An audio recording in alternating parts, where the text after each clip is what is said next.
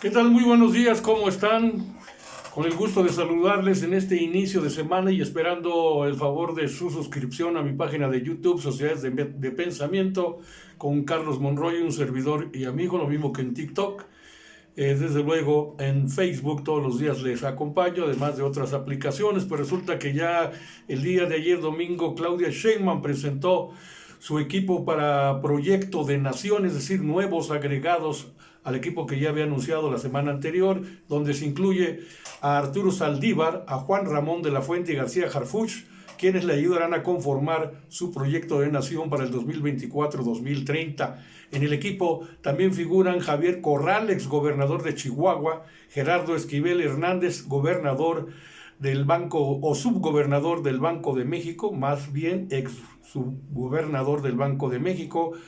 Altagracia Gómez Sierra, empresaria, Susana Harp, senadora de la República por Oaxaca, Jorge Marcial, doctor en economía y especialista en cambio climático, David Kershenovich, reconocido médico, Lorenzo Meyer, quien lo conoce como ensayista, analista en política y estudioso de la historia de México, Irma Pineda, poetisa mexicana, Rosaura Ruiz Gutiérrez, exsecretaria de Educación en el gobierno capitalino, es decir, de la Ciudad de México, Olga Sánchez Cordero, exsecretaria de Gobernación y actualmente senadora, y a Violeta Vázquez, que es una lingüista destacada. Esto ocurrió en el Museo Interactivo de Economía, el MIDE, que se llevó a cabo el evento titulado Diálogos por la Transformación, Encuentros con la Sociedad Civil. Sheinbaum detalló en este evento que los integrantes van a coordinar foros para recopilar propuestas para la construcción del plan de gobierno que se sumará al plan nacional creado por el propio partido Guinda Morena. Detalló que Juan Ramón de la Fuente, quien fue el rector de la UNAM, el representante de México ante las Naciones Unidas, será el coordinador de los integrantes, quienes van a hacer foros en distintos temas, pues detalló que a nosotros nos va a tocar construir, dice Claudia Sheinbaum, el segundo piso de la transformación. Cabe mencionar que los foros se llamarán, como les decía, Diálogos por la Transformación, Encuentro con la Sociedad Civil. Y durante su intervención, Sheinbaum destacó una cita del Papa Francisco, escrita hace ya 5 años, referente a la fraternidad universal, para ejemplificar que el gobierno debe dar lo mínimo indispensable al pueblo de México. Cuando hablamos de los derechos, dice Sheinbaum,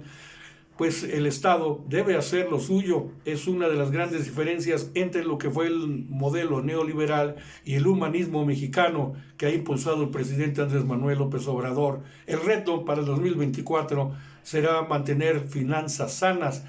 Detalló que el 2024 vendrá este reto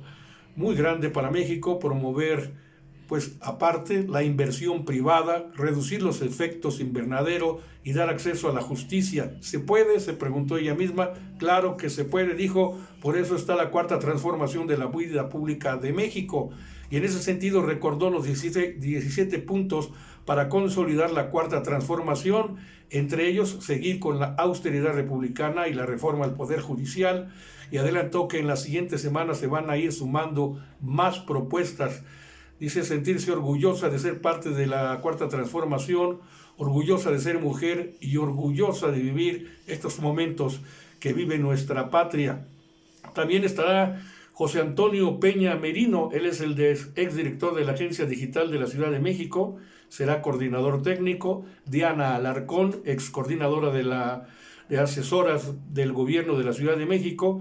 Y entre los invitados también se encuentran miembros de la sociedad civil. Estará también Alejandro Encinas, subsecretario de Gobernación, también Rosaura Ruiz, exsecretaria de Educación del Gobierno de la Ciudad de México y quien ha sido un enlace con la academia para Sheinbaum, entre otros. Por lo anterior, se dará espacio, dice la señora Sheinbaum, a todos los que tengan propuestas para delinear un proyecto que se sumará al proyecto de nación que ha configurado Morena, y destacó los logros que se han alcanzado, que son inobjetables, pero que es momento de la segunda etapa de la transformación y a eso estaremos abocados. Y Samuel García, pues es el principal actor de una novela que se está dando allá en Nuevo León, que sigue capítulo tras capítulo. Anunció este sábado que decidió no participar en la contienda electoral por la presidencia de la República, y con esta decisión informó que reanudaría sus actividades como gobernador de Nuevo León. Se dijo: siento mi derecho constitucional, no haré efectivo el uso de la licencia para ausentarme y para participar en el proceso electoral del 2024, ya que he decidido pues no participar definitivamente para ser presidente de la República. Y señaló que en acuerdo que emitió este 2 de diciembre, es decir, el mismo sábado en el que habría iniciado su licencia para separarse del cargo. Pero ¿qué pasó? ¿Por qué no va a la presidencia de México y qué pasará con Movimiento Ciudadano? Bueno, pues argumentó que el presente acuerdo es una cuestión de interés social y orden público, es decir, el documento que él mismo firmó, y tiene por objeto dar publicidad a la reasunción de funciones como gobernador constitucional del estado de Nuevo León, y que ha asumido funciones como gobernador constitucional del estado. Sin embargo, entraron otros actores. No hizo ninguna referencia a él, a la postura que ya había asumido el Congreso del Estado, que ratificaba que Luis Enrique Orozco es el gobernador interino en funciones. Bueno, ¿por qué se bajó del tren Samuel García? Pues este anuncio se da luego de que horas antes insistiera en que dejaría su cargo para iniciar este sábado de nuevo su periodo de licencia para irse como precandidato, y que su secretario general de gobierno, otro personaje, Javier Navarro, quedaría como encargado del despacho en una especie de final a una crisis política de varias semanas, pero que no se dio final, al contrario, provocó más reacciones. A las 11:30 de la noche de ese mismo del viernes, la Suprema Corte de Justicia de la Nación interviene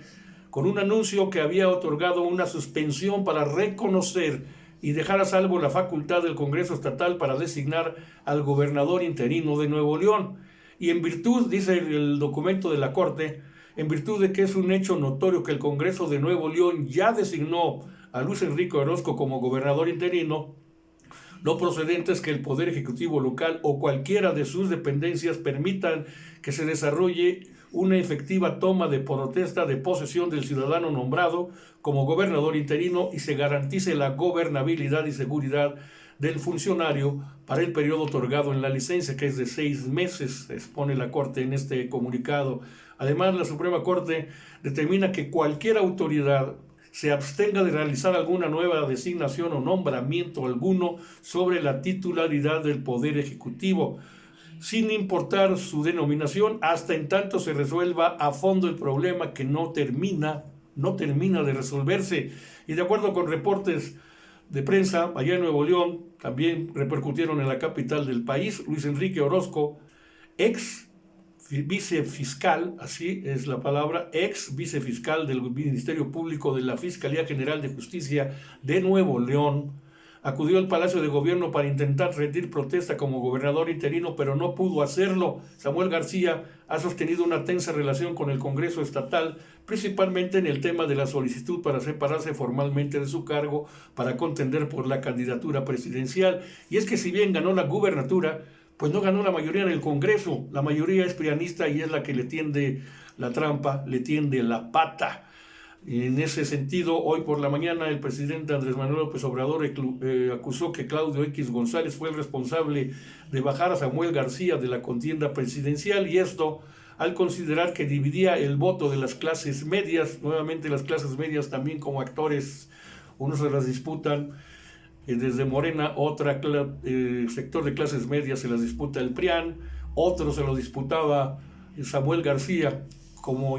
ya al haber ingresado a la contienda, se le quitaba puntos a Xóchitl Gálvez, y por eso ahí está el problema grave de fondo. Refirió que todos, PRI, PAN y el Poder Judicial, se unieron ya contra Samuel García, por lo que aseguró que se trató de un asunto politiquero. También advirtió sobre un posible golpe de Estado en Nuevo León y una posible destitución del gobernador Samuel García a manos de la propia Suprema Corte. López Obrador expuso que no cree que sea democrático lo que sucede en Nuevo León y sostuvo que es indudable que lo quieren destituir, lo quieren afectar políticamente. Son capaces hasta de dar un golpe de Estado, porque eso sería una destitución a alguien que fue electo democráticamente. Está interesante, dice el presidente, hasta dónde quieren llegar, así lo dijo. Y con esto me despido de los compañeros amigos de TikTok y continuamos porque en este mismo tema, y para muestra basta un botón, circula ya en redes sociales un video en el que Samuel García acusa supuestos chantajes del PRI y el PAN en Nuevo León para la designación de Javier Velasco como gobernador interino. Y en este video, el gobernador de Nuevo León acusa que ambos partidos le solicitaron a través de una carta lo siguiente, es decir, toda una especie de extorsión mafiosa del PRIAN, que le pagaran el pago de 2.500 millones de pesos, el desistimiento de todas las carpetas penales que ya se encuentran en la Fiscalía General de la República contra actores políticos precisamente del PRIAN, que no pagaran impuestos por los siguientes 5 años, todos los actores del PRIAN, que sean empresarios o lo que sean, altos funcionarios, etcétera, que no paguen impuestos, y la designación de Adrián de la Garza, un pues aliado prianista, como fiscal general del Estado por 9 años, es decir, querían nombrar a su propio fiscal, 9 años de impunidad más para el PRIAN en Nuevo León, esto es lo que pretendían en el PRI y en el PAN. Bueno, pues ¿qué va a pasar ahora entonces? ¿Cuál será el candidato, el nuevo candidato de Movimiento Ciudadano? Pues hay varias hipótesis. Puede seguir siendo, de acuerdo a lo que manejó la Suprema Corte, puede seguir siendo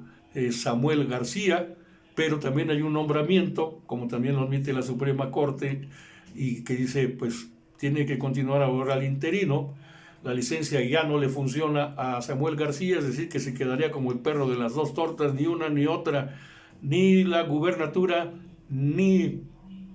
el ser candidato o reintegrarse como candidato de Movimiento Ciudadano a la presidencia de la República, y todavía con la amenaza que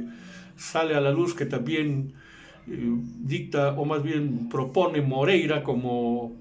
legislador en la Cámara de Diputados Federal, de hacerle juicio político a Samuel García, aunque para esto se necesitan 3/4 partes de los votos de la legislatura, cosa que se parece muy difícil que se pudiera dar. Y entonces Movimiento Ciudadano tiene que determinar quién será él o la candidata para ocupar su lugar, y esto será cuando los emesistas se reunirán para abordar esta situación en la Convención Nacional, la cual fue programada desde el pasado 27 de octubre, pero que hoy puede reanudarse, hoy lunes. En esto van a estar, y ya les estaremos comentando en cómo termina la situación, pero en dicha reunión tiene como finalidad establecer a los perfiles para ocupar la precandidatura de cara a las elecciones del próximo año. El panorama en el Partido Naranja pues vuelve a